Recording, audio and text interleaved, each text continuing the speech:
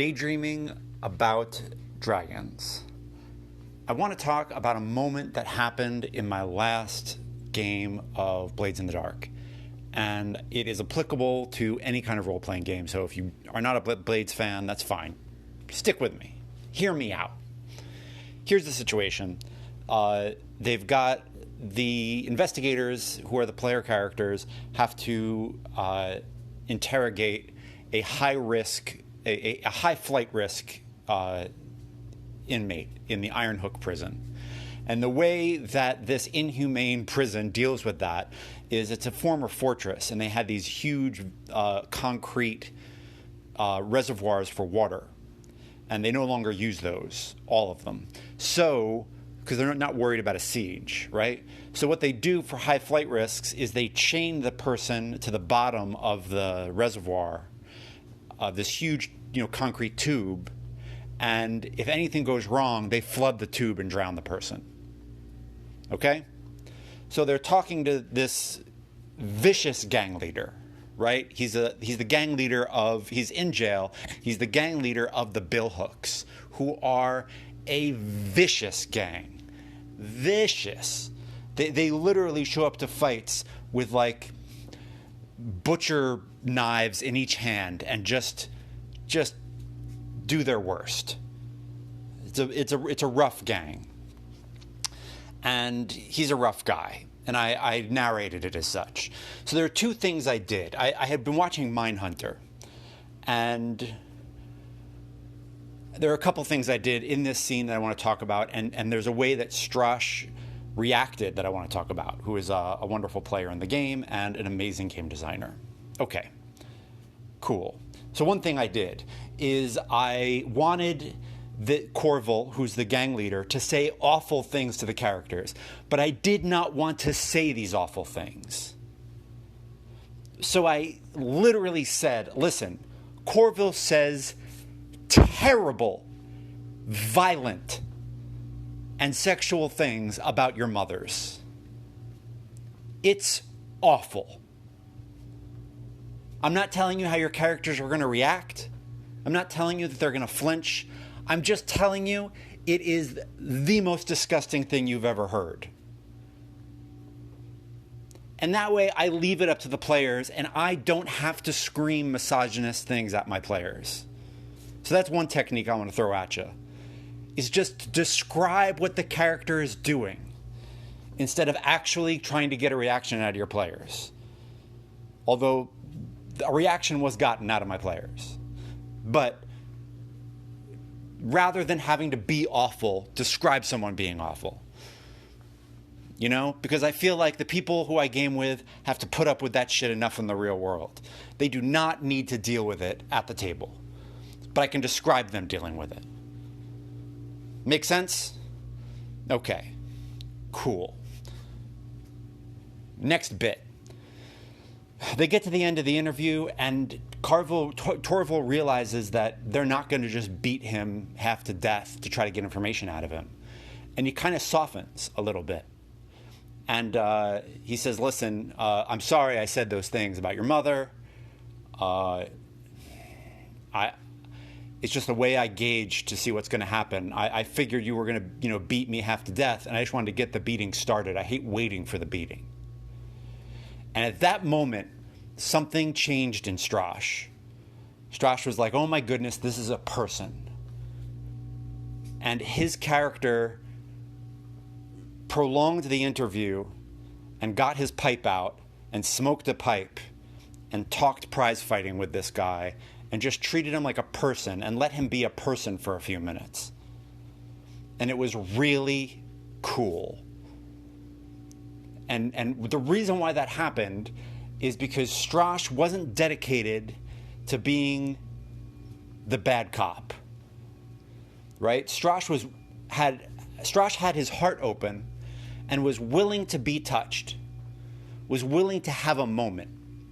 And I think that's a huge important thing. Is that you have a character, but you're willing to let your feelings put that character in a place that surprises you. Right? You're willing to be surprised. That is a big deal.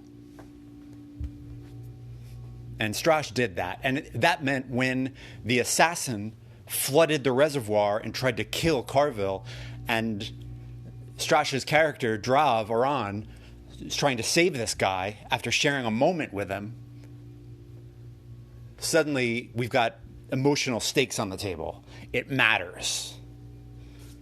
It matters. It was a cool moment. And it happened because of two things. One, I made this person a person. Two, Strash was open. His heart was open. Let your characters surprise you when you inhabit them. I think that's a cool thing. Picture it as when you play these characters, you put on their shoes, right? You put on their boots. And there might be a texture in that boot that you didn't realize was going to be there. There might be something that happens in your gait and your walk that's different than what you thought it was going to be. Let that happen. Let that moment occur. Keep your heart open. That's what I'm saying. All right. Awesome. Inspiration goat, bleat at me, please.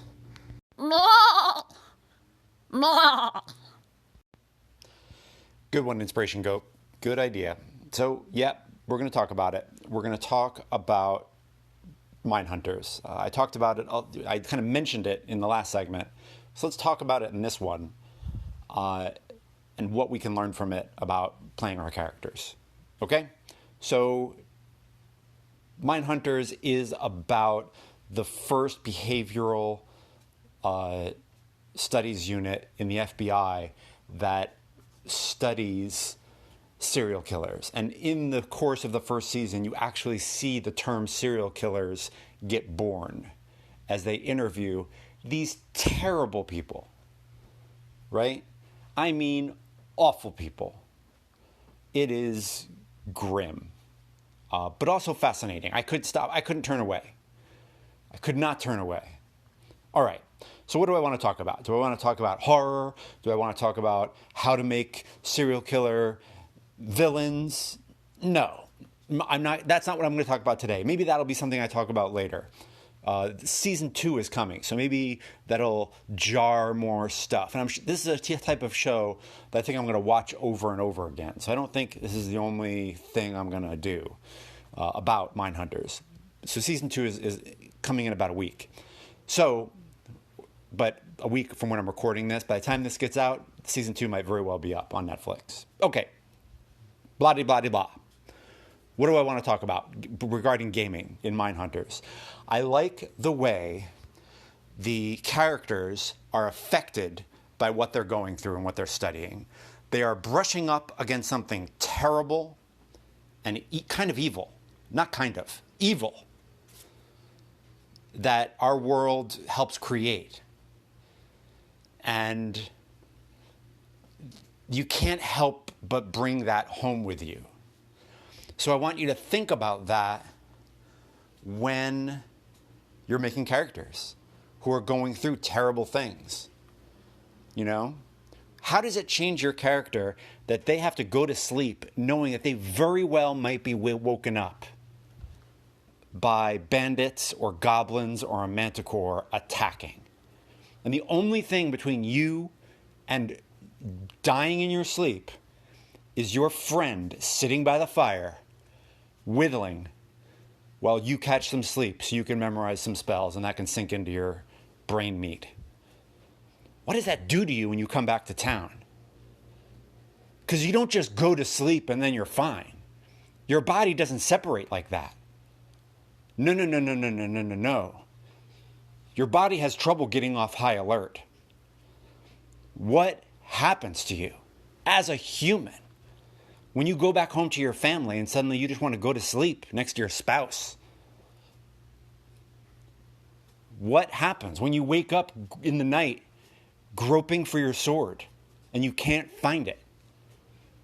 What happens when you face down a dragon and you've watched a dragon melt your comrades and you come home?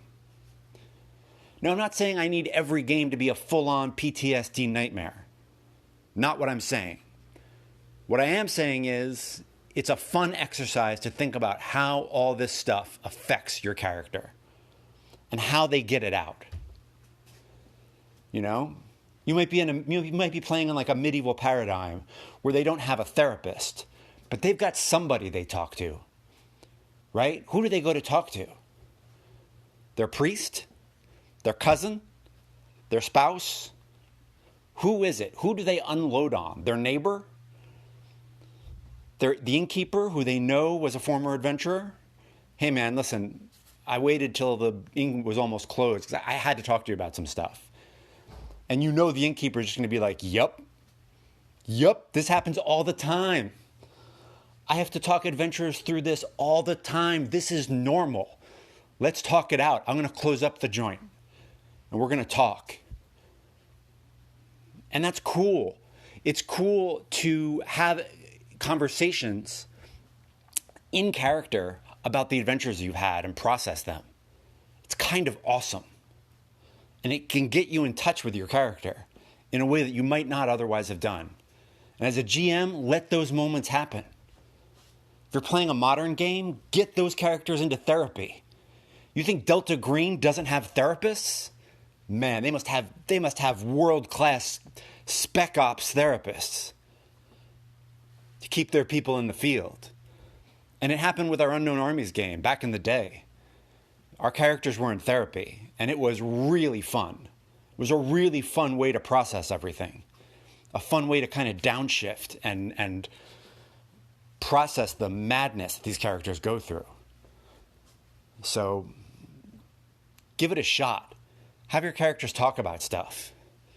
Process the trauma of what they're going through. Or process the fun. Listen, process all of it in a fun way. Whatever it is. Whether it's the bard being asked to tell the story of the great battle, at the crossroads. Cool. That's a fun way to process too. But going over what happens in the game is fun. It makes it feel legendary. It makes it feel real. It's a cool way for players to celebrate things other players did. Yeah, I was about to die and the paladin came over and put their blessing on me. And I don't even worship his god. And his god healed me. Cool. How does that affect you as a player? Good stuff. Let me know how this is happening at your table. I'd love to hear about it, okay?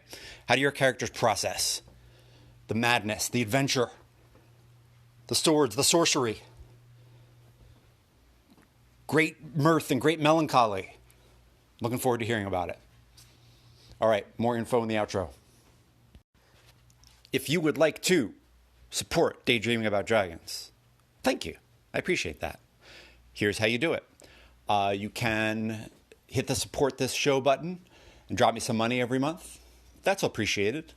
You can purchase the Dictionary of Mu, which is my swords and sorcery, science fantasy version of Mars, somewhere between the 3 points. If there's a triangle, and the 3 points of the triangle were the Bible, Kull the Conqueror, and Barsoom,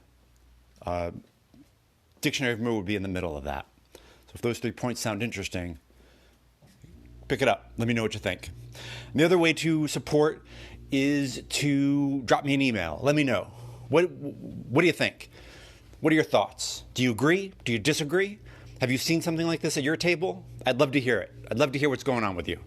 If you have any questions, you want to hear some follow-up to something I said a weird sentence, and you're like, what does that sentence mean?